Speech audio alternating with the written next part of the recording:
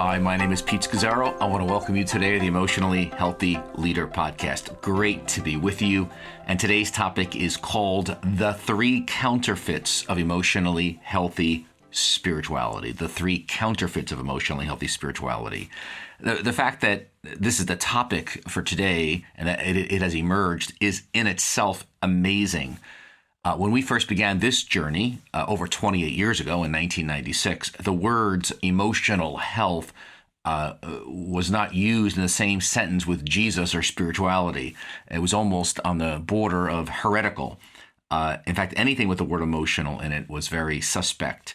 But for us, it came out of a theology and an understanding of what it means to be made in the image of God.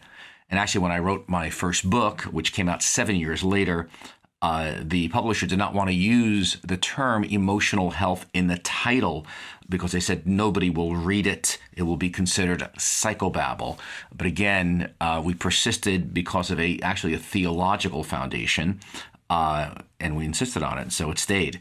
In fact, when I wrote the book Emotionally Healthy Leader, which many of you are familiar with, I was strongly encouraged to go with a secular publisher and actually began corresponding with an MBA professor and business program, secular business program. And I went down a road of kind of maybe this could be both end. Then I realized, no, our calling in particular was to focus on the local church and pulled back from that and stayed with Zondervan as a publisher for us and our calling and our contribution to the global church in the area of leadership formation and discipleship.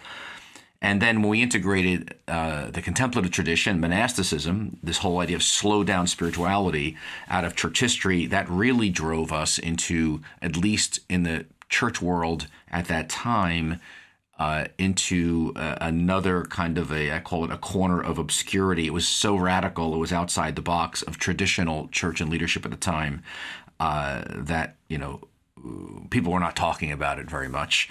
But now things have completely shifted. Here we are 28 years later. The culture shifted and emotional health is now a buzzword. It's everywhere. And in fact, this podcast alone, which is called The Emotionally Healthy Leader, is super popular. I mean, it's had over 10 million downloads. The books we've written are bestsellers. They're everywhere, and the Emotionally Healthy Discipleship course, Part 1, Emotionally Healthy Spirituality, and Part 2, Emotionally Healthy Relationships, is also quite popular and being used around the world. So now the challenge is the counterfeits, and I've been observing this for a while, but the time has come to actually name it and distinguish it from what is what I would call authentic, emotionally healthy spirituality. So here are the three counterfeits, and let me name them, and then we'll go into them, and then we'll go into the authentic EHS. So counterfeit number one is trendy, emotionally healthy spirituality. Counterfeit number two is self-improvement, emotionally healthy spirituality. Counterfeit three is light, emotionally healthy spirituality, or EHS light. Over and against what we'll talk about later in this podcast, authentic, emotionally healthy spirituality. That is what's true, authentic, genuine, the reason God birthed it in the first place. Now, how do you detect a counterfeit dollar bill or $10 bill or $100 bill? Well, you need to know the real thing, obviously, but there are some differences, they say, in fake bills that are very noticeable as long as you know how to detect them. So let's take the three counterfeits one by one and spend a little time on each before I get into what it means to do authentic, emotionally healthy spirituality in developing leaders and disciples. So number one, trendy EHS, or trendy emotionally healthy discipleship. And again, as I said earlier, this was not on the radar, emotionally healthy spirituality, 28 years ago, and yet now everybody's talking about it. In fact, it's seen as at least as you're dabbling in spirituality, it's a credibility booster, especially in the younger generation. If you're working with teens or folks in their 20s, 30s, millennials, it's everywhere. It's almost like a must to have this integrated. I remember a publisher telling me recently that more than half of the book proposals that are sent in to be published have something to do with emotional health. It's that popular. It's something with emotional health and integrating spirituality. A few years ago, I met with the presidents of almost all the Doctor of Ministry programs of seminaries in North America. And the reason they asked me to come speak to them, it wasn't a large group, but it may have been 50 people or so, is because they use the different books that I've written, like Emotionally Healthy Leader, Emotionally Healthy Discipleship, Emotionally Healthy Spirituality. They use them in their different programs. And so they wanted to talk about, it and how to deepen it and all that. And so we got into the whole topic of that, well, writing a paper on a book and thinking about the concepts doesn't change people. What changes people is actually living it, living the material, following Jesus. That students need an experience, whether they be pastors in a doctoral program or a master's program or an undergraduate program. They need a lived experience of things like slowing down, of silence and solitude, of implementing skills like clean fighting. And then we got to the discussion that means that teachers and professors need to actually live it. So it's not just an academic exercise. It almost immunes people from the real thing. And as the discussion evolved over that day, it became very clear to them that it's just not possible to do it that way. It's too slow and it's not academic. It doesn't fit into academia the way it's presently structured. And it just doesn't work. So it's like Trendy. Trendy EHS talks about the concepts of things like rhythms and silence and solitude and slowing down and monasticism and maybe silence and some of the riches of church history, but doesn't actually get into doing it. And so you may preach on some of the topics that would be within emotionally spirituality. You may use illustrations, perhaps, or talk about Sabbath and silence. Not that uncommon. It's just trendy, talking about the contribution of boundaries and some of the contributions of psychologists, Christian psychologists, or integrating the 12-step program, which again is, biblically based in so many ways. And it's great, but it's a stripping of what we call emotionally spirituality when the terms are all mixed up, of stripping EHS of its power. I like to call it's Americanizing it.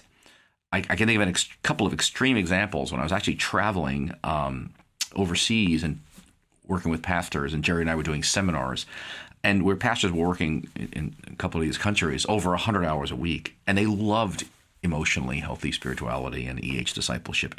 It was trendy, but it was going to be a long way from actually living it. So let me move now to the second counterfeit, which I'm going to call simply self-improvement emotionally healthy spirituality. And this basically is I engage the material, EHS, not for the sake of the world or the glory of Jesus. Basically, I'm engaging it because it really helps my life be better. In fact, if a person engages EHS, spirituality, it improves their life. It helps them. There's greater joy and peace. You got some rhythms in your life, and maybe you're doing Sabbaths each week, and you're calmer. You're integrating some silence and stillness, maybe with a daily office. People, if they learn a new skill like the community temperature reading from the relationships course, and they begin to say, I notice and I prefer, and they use the CTR, community temperature reading, in their staff meetings. And maybe they talk about brokenness as a good thing, and they've got a new vocabulary, and they quote some of the Desert Fathers maybe. And maybe may even encourage some small groups to do the emotionally healthy spirituality book and workbook. They don't do the course, but they encourage it as one of the many things that they could do in a small group as a curriculum, even though it was not written for a small group. But again, it's Americanized. It's a means to an end. Self-improvement EHS is, I would call it, superficial. It's on the surface. It's not a robust theology as its foundation. It's not grounded. It's not for the sake of the glory of Jesus or mission in the world. It's kind of a self-help. It's kind of a self-improvement type of material. It's one thing I have in my toolbox as a leader. And I lightly put it into practice. It feels good. It's not deeply integrated into my own experience as a leader, because I got lots of other things happening in my life, and nor is it deeply integrated into people's experience. It's what I call westernized. Again, it's Americanized. It's the power and the punch of authentic EH spirituality has been taken out. The third counterfeit I'm going to simply call light EH spirituality, or EH spirituality light. Now, you've heard of Miller Lite or Coors Light or Bud Light and beers. They're supposedly lower in calories. But when we use the word light, and it's used in a variety of different ways as an expression, it's a basic way. It means basically taking something and making it not as heavy or complex. Again, spirituality light is still an Americanized version. It's still superficial, just slightly less so. So it may be that a church or a ministry is doing the Emotionally Healthy Discipleship course, part 1, which is spirituality, and part 2, which is emotionally healthy relationships. But they never move beyond what we call level 1, that is launching the course and exposing people to the material. They don't get into level 2 and training table leaders to be disciplers of disciplers. And table leaders are facilitators. People are exposed to the material. They like it. And maybe that the leaders in this church may read one of the leadership books like Emotionally Healthy Leader. They may talk about it. And it's actually light spirituality. It's actually in the culture, but it's lightly in the culture. It's kind of an a la carte menu. It's part of a larger menu. You may have a number of, programs, and this is just one of your programs, and people go through as part of it and they check it off.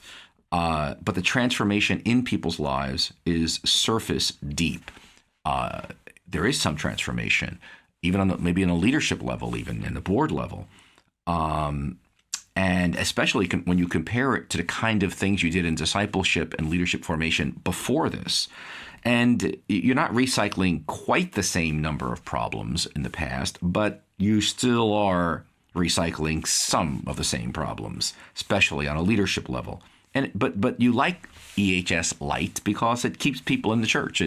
And there's a little bit of change, and it's just skin deep, and it kind of helps you with your own credibility that we do spirituality, we do emotionally healthy discipleship here, and it draws people in. You're open-minded, you're not this stringent fundamentalist, but you don't give it the time it needs. It doesn't get that, and in the leaders' lives or even how you do the course. It stays at a certain level. We call it level 1, which is kind of a launching level. But there's not a deep integration of the material and the profound concepts that are talked about and introduced in each part of the course, like genogram, dark night of the soul, know yourself that you may know God, learning different skills like clean fighting. I guess the word I'm going to use here, there's not a deep integration. It's more of a plug and play exposure. There is some fruit. But to actually move to the authentic EHS, which I'll talk about now, requires a time, energy, and focus that is, as a leadership, you just don't have it. It's kind of like getting off Christian crack. It would take quite a shift to bring it in deeply. So let me just pause before I go into authentic emotionally healthy spirituality to check out our training vault, specifically level 2 training on how do I live and model the culture of emotionally healthy discipleship in a deep way. Just check it out, emotionallyhealthy.org/training. It's free, and it really kind of gives you'll see a training for actually doing the course on a level that is not a program, but a life where it's lived out by the leader and the folks leading tables, where you're creating culture. And we spent 28 years on this to move it beyond a program, because the church does not need programs, it needs life. And so there's 2 levels of training. Level 1, which is introducing it. We call it mastering the launch. And then level 2, creating a disciple-making culture. That's what we're after. And taking the kind of things like grief and loss and genograms and skills and how do you actually make disciples who make disciples. So again, check that out at emotionallyhealthy.org/training. With that, let me move now beyond the 3 counterfeits: Trendy EHS, self-improvement EHS, and light EHS, to what is authentic EHS. Now, just like if you can know a dollar bill really well, or a real dollar bill, you can begin to distinguish the counterfeits quite quickly. So authentic EHS it's biblical, of course. It's authentic. It's deeply orthodox. It's grounded in historical Christianity. It's missional. It's whole life. It's ecumenical. And it's grounded in the context of a local church or a Christian community. Authentic EHS is about the transformation of the entire culture. It's making disciples who make disciples. It's approaching the biblical material and truth not as a consumer who's just getting information or finding out what's useful, but actually as a lover of Jesus, who savors and tastes and smells the truth of Scripture and lingers over it, letting it pass deeply into your own soul. Authentic EHS understands how we grow and learn and change. And I like to refer to the process popularized by Benjamin Bloom, who's a great educational psychologist, who, along with a team of thinkers, developed a brilliant taxonomy that describes how do we learn. And it's been adapted and revised many, many times over the last 60 plus years. It's a standard in educational systems. But I took it and just kind of distilled it for us in the church as 5 ways of learning, 5 ways of knowing and getting something. And we tend to think of 2 ways: either I get it or I don't get it, versus no, there's actually 5 distinct levels. And it goes like this: we become aware of a new idea. Let's just take the idea of slowing down. So first is awareness. Oh, slowing down is an interesting idea. Then 2, the second level of learning is I ponder it. Help me understand more about slowing down. So you begin to read some books on it, listen to tapes, go to a small group on it. Then thirdly, you begin to value it. You say, oh, slowing down for Jesus is really important. Everybody should slow down. And so you've moved through 3 levels, but you haven't moved to level 4, which actually is you prioritize it. You shift your entire life to slow down to be with Jesus. That's the big gap. Benjamin Bloom says for most people in learning stuff, they learn something, but they don't actually live it. That's between levels 3 and 4. That's the big jump. And then from level 4, I prioritize it. And then finally, I own it. It's in my bones. All my decisions and actions are based on that new value. So I'm slowing down every day. I'm aware of my being and doing with Jesus. My body feels it when I'm out of whack of doing too much and not being with Jesus in the midst of it. And so Authentic EHS is after us actually. The goal is that we actually own it. It's in us. It's changed our lives, the way we structure our lives. So whether we're talking about grief or loss or go back to go forward or journey through the wall or rhythms of silence or Sabbath and rules of life, it just permeates our being in everything we do. And so the goal is not just for people to take a course. Now, we developed the Emotionally Healthy Discipleship course, part 1 and 2. The reason we did it was we needed a stake in the ground in our churches that makes discipleship and the following of Jesus a priority, much like Alpha does for evangelism in churches. I think it's very helpful as a programmatic element to give a church a sense of we're about outreach and reaching people for Jesus, introducing Jesus to the culture. Well, emotionally discipleship is a way of anchoring something in the culture that says being a disciple of Jesus is the core of what we're about here as a ministry. And it grounds people in some core foundational biblical truths out of which the community is built and structured. But the goal is not just for people to take a course. The goal is that their lives are changed even as they begin to go through it for the first time. That's why it's so important that leaders are living it first. But in other words, that I want everyone in our community to be slowing down to be with Jesus in silence and stillness and solitude. I want everyone in our ministry, in our church, to practice Sabbath delight and rhythms. I want everyone in our ministry to apply this theology of going back to go forward, of the genogram, to their own following of Jesus and their own formation, and that they can identify where they have some brokenness and vulnerabilities. So they're very aware, so they can let Jesus into that area for the long term, to be a gift to the world. That I want everyone in our ministry to master and understand how these skills of relationships work. How do we be this new family of Jesus? How do we resolve conflicts differently? How do we speak clearly, directly, and honestly? How do we listen? How do we not mind read? How do we do a clean fight, not a dirty fight? And actually then the culture reinforces it. As people are exposed to it in a course, then the leadership team is actually, as we go through life together, enforces it, reinforces it. And then we're helping people learn to be present with themselves and be present with other people, and treating others as a thou, not an it. We're not judgmental. We're actually curious. We're not distracted. We're present with people. That this is what we're after, a life change. And then we're into people learning how to not just be a disciple, but actually disciple and help others follow Jesus. And then we as a leadership take our first steps in how we monitor success. We don't measure success based on externals alone. We're not simplistically looking for numbers going up. We're after quality, that we're more loving people. We love our enemies. We engage with the marginalized. We're modeling healthy community for the world. We're living the gospel we preach from the inside out. And so the goal of authentic spirituality is that it's permeating every aspect of life, especially for those of us, as leaders. So the way we do planning as leaders and the way we make decisions is now informed by what I call authentic, emotionally healthy spirituality or discipleship. The way we do team building is shifted.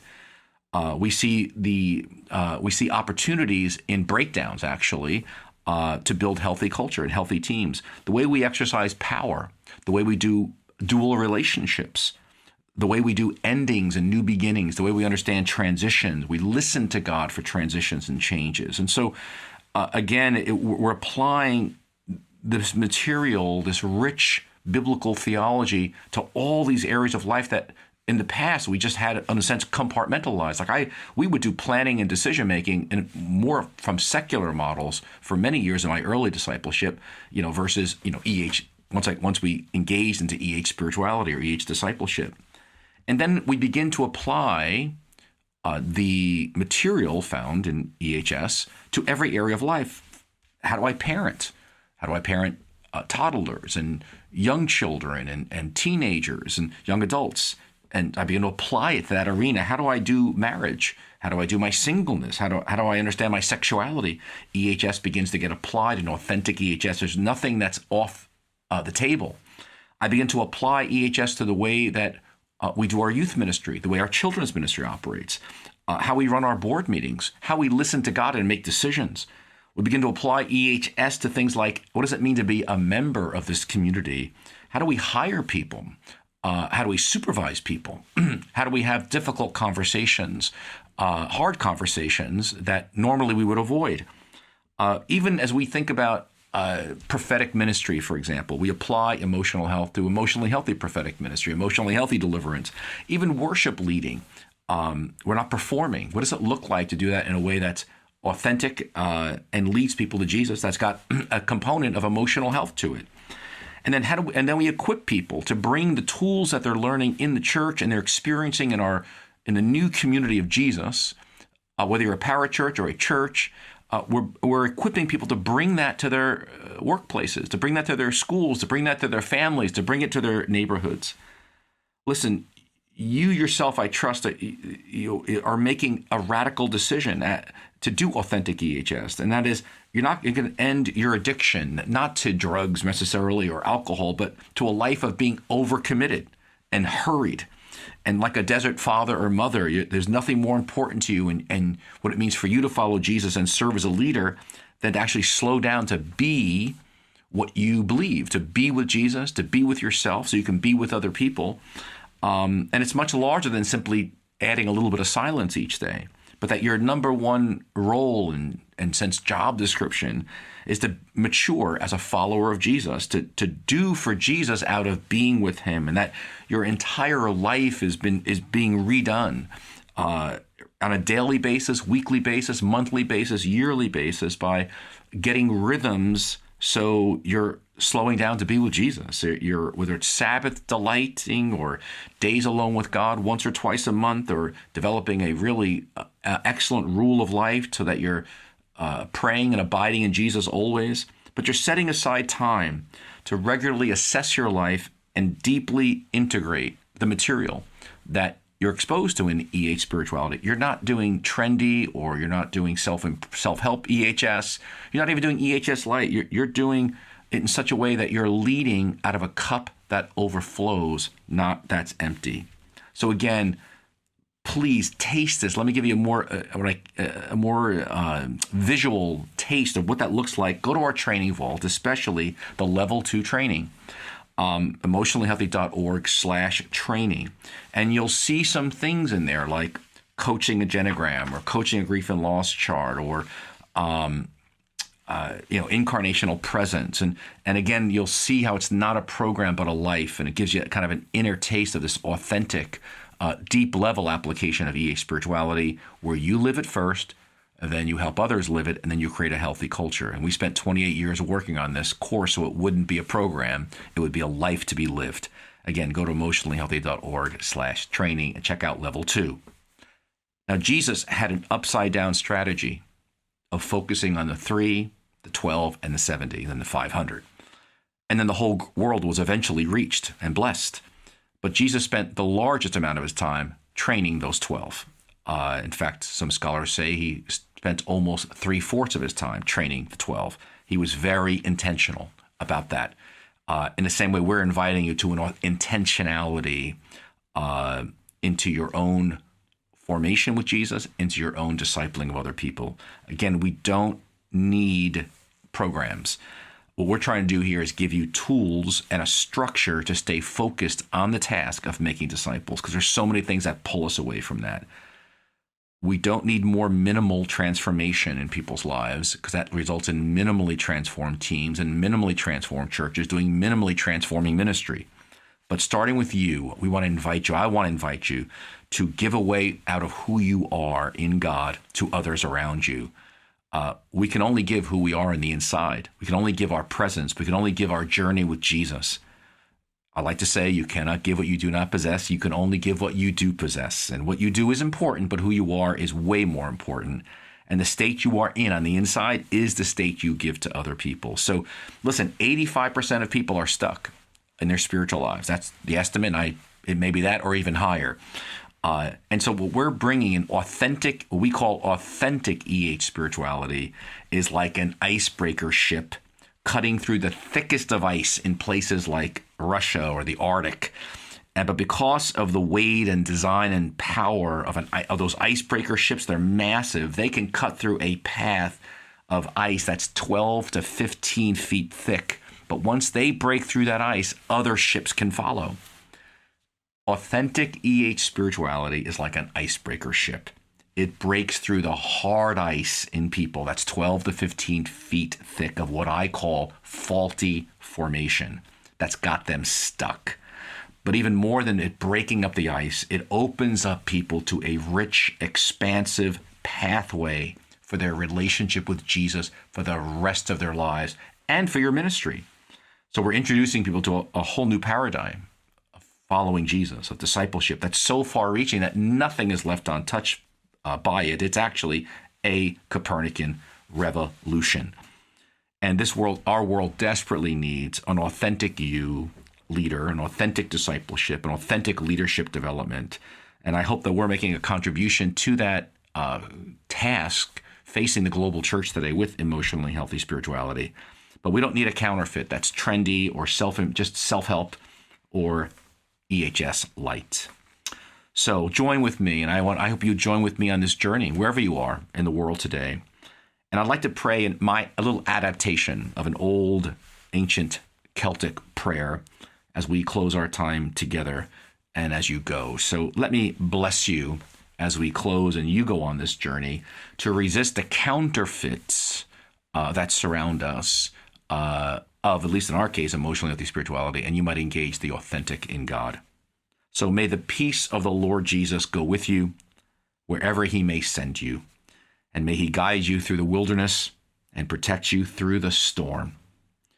May he grant you his experience of joy and wonder as you engage his upside-down kingdom working in you and through you. And may you be a passionate lover of Jesus and his church and his people and the world for whom he died. In Jesus' name, amen. God bless you, everybody. Have a great day.